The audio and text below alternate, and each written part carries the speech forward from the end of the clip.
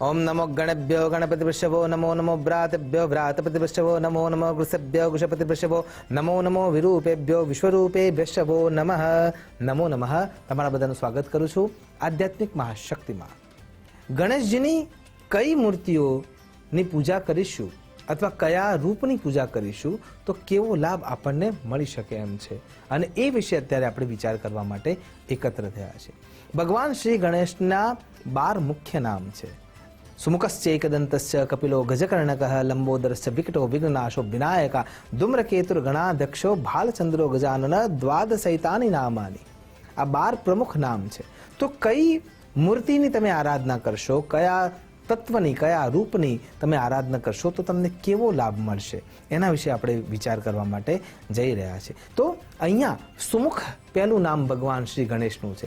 જ્યારે તમે ભગવાન શ્રી ગણેશની આરાધના કરો છો અને એમાં સુમુખ નામના ભગવાનની આરાધના કરો છો તો અહીંયા સુમુખનો અર્થ થાય છે સુંદર મુખવાળું, પણ વાત તદ્દન વિપરીત છે। ભગવાન શ્રી ગણેશનું મુખ હાથીનું છે, લાંબુ નાક છે, મોટા વિશાળ કાન છે, તો એ સુમુખ થઈ જ ના શકે। પણ એમના કર્મ એટલા પવિત્ર છે, એમના કર્મ એટલા સુયોગ્ય છે, જે દેવોના દુઃખને દૂર કરનારા બન્યા છે, જે માનવોના દુઃખને દૂર કરનારા બન્યા છે।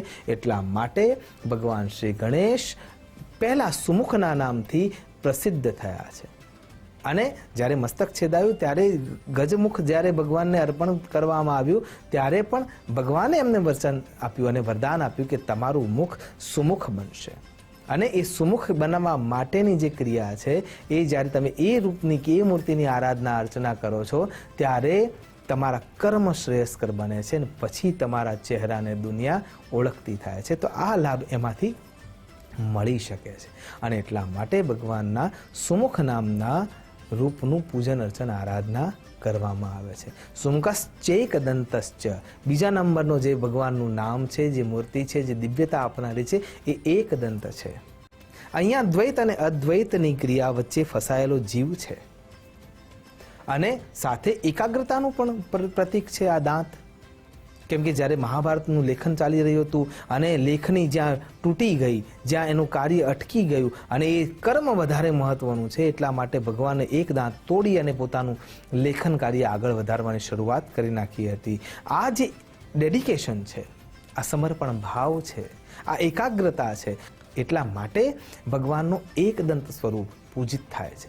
જ્યારે તમે એ મૂર્તિને ધ્યાનમાં રાખીને પૂજિત અર્ચના શરૂ કરશો ત્યારે એમાંથી તમારી એકાગ્રતા વધશે। સુમુખશ્ચૈકદંતશ્ચ કપિલો ગજકર્ણકઃ કપિલ જે ત્રીજા નંબરની મૂર્તિ ભગવાનની છે એ મૂર્તિના 3 રૂપ જોવા મળે છે। એમ અહીંયા કપિલ જે ગણપતિ ગજાનન મહારાજ છે એ જ્યારે તમે એમની પૂજા અર્ચના કરો છો તો સવારે એમનો જે રંગ છે એ શ્વેત રંગનો છે, કેમ કે એ બાલ્યાવસ્થાના રૂપમાં એ શ્વેત પૂર્ણ પુરુષોત્તમ રૂપે પ્રગટ થયા છે અને એના સાથે કોઈ પણ જાતનો વિકાર એમના શરીર ઉપર આવવા દેતા નથી। પણ જ્યારે જેમ જેમ બાળક મોટું થાય છે અને એમ એમ એને આ દુનિયાના ષડરીપુઓ, માયા અને તમામ પ્રકારની એષણાઓ સ્પર્શ કરવા લાગે છે ત્યારે એનો નાશ કરવા માટે તામ્ર રંગનું થવું પડે છે, એના ઉપર ક્રોધ કરવો પડે છે અને એટલા માટે ભગવાન જે રંગ બીજા નંબરમાં એ કપિલનો અર્થ થાય છે કે બીજો તાંબા જેવો રંગ એ ધારણ કરે છે અને સાંજ દરમિયાન સુધીમાં તો ભગવાન ફરીથી પોતાની ઉર્જાને શુદ્ધ કરીને શુદ્ધ એવો ભૂરો રંગ ધારણ કરી લે છે અને એ ફરીથી પાછી એ જ ઉર્જા આપનાર બની જાય છે। એટલા માટે જે કપિલ નામે ભગવાનની પૂજા અર્ચના આરાધના કરે છે એને દુન્યવી ધીરે ધીરે જે એષણાઓ છે એ નાશ પામવાની શક્તિ મળે છે અને શુદ્ધતાના અને શુભ્રતાના રૂપમાં એ પરિણમિત થતો હોય છે। એટલા માટે સુમુખશ્ચૈકદંતસ્ય કપિલો ગજકર્ણકઃ ભગવાનના મુખ પાછળ 2 કાન જે વિશાળ રૂપમાં જોવા મળે છે અને સતત હલતા હોય છે એ એવું સમજાવે છે કે અહીંયા કચરા પટ્ટીના રૂપમાં કોઈ પણ કચરો આવવા દેશો નહીં, કેમ કે યુદ્ધની જનની આ છે અને વેદ સૌથી પહેલા એને પવિત્ર કરવા માટે કહે છે ભદ્રં કર્ણેભિઃ શૃણ્યામ દેવા ભદ્રં પશ્યેમા। જોવાનું પછી આવે છે, પહેલા સાંભળવાનું મહત્વતા આપવામાં આવી છે। તમે વ્યક્તિના વિચારોને સાંભળીને, વિચારોને સ્પર્શીને પણ સામેવાળા વ્યક્તિના મનને ઓળખતા શીખી જશો અને સાથે સાથે તમે તમારી જાતને જ્ઞાનવંત કરી શકશો અને જ્ઞાનના માર્ગથી મુક્તિ તરફ જઈ શકશો. એટલા માટે આ મૂર્તિનું પૂજન અર્ચન કરવાથી આપણે એ લાભ મેળવી શકીએ છીએ. શુંગશ્ચેકદંતસ્ય કપિલો ગજકર્ણકઃ લંબોદર. ભગવાનનું પેટ વિશાળ છે. એ એમ સમજાવે છે કે દુનિયા તરફથી આવેલા કોઈ પણ સિક્રેટ રહસ્યો છે જે બીજાના દુઃખને જોઈને એ તમને આશ્રય સ્થાન બતાવે છે કે આ જગ્યાએ હું મારા મનની વાત કરીશ તો એ બહાર નહીં આવે, અને એ હેતુથી જે દુનિયાના દુઃખને પચાવી શકે છે એ જ લંબોદર છે. અને એટલા માટે જે લંબોદર રૂપે ગણેશજીની આરાધના કરે છે એ પોતાના જીવનના અંદર આવેલા તમામ ઝેરને પચાવી શકે છે, બીજાને પણ મદદરૂપ થઈ શકે છે ને એના જીવનમાં આવેલા જે ઝેર છે એનું પણ ભાજન કરી શકે છે. અને એટલા માટે ભગવાનનું લંબોદર મૂર્તિ રૂપે પૂજન અર્ચન થાય છે. ત્યારબાદ ભગવાનનું પૂજન વિકટ રૂપે થાય છે. વિશાળ શરીરવાળા ભગવાન છે. ઉદાર ચરિતા નામ તો વસુધૈવ કુટુંબકમ. ભગવાન સંકુચિત મનસવાળા નથી, વિશાળ મનસવાળા છે. એ પ્રકૃતિ બતાવે છે. જ્યારે તમે વિકટનું પૂજન અર્ચન કરો છો ત્યારે તમારામાં પણ વિશાળ બુદ્ધિ પ્રવર્તિત થાય છે. પછી છે વિઘ્નાશો વિનાયક, વિઘ્નાશક. ભગવાન વિઘ્નના નાશક છે. આપણે ષડ રિપુઓ, પંચ તન્માત્રાઓ, પંચ જ્ઞાનેન્દ્રિયો, પંચ કર્મેન્દ્રિયો અને 4 અંતઃકરણના ચતુષ્ટય ધર્મો, 3 પ્રકારના દોષો આ બધાથી ઘેરાયેલા છે. અને એના કારણે જીવનમાં વારે વારે વિઘ્નો આવે છે. એ વિઘ્નોનો નાશ કરવા માટે વિઘ્નનાશકનું પૂજન અર્ચન કરવું જોઈએ. અને એમ કરવાથી જેમ જળાશય સ્થિર થાય છે ને એના અંદર આપણે આપણું પ્રતિબિંબ સારી રીતે જોઈ શકીએ છીએ, એમ તમને જીવનના અંદર આવનારા પ્રશ્નો તો આવવાના જ છે પણ એના સોલ્યુશન ઝડપથી મળી જાય છે. એ શક્તિ આપણને વિઘ્નનાશક તરફથી મળતી હોય છે. ત્યારબાદ ભગવાનનું જે પૂજકનું રૂપ છે એ છે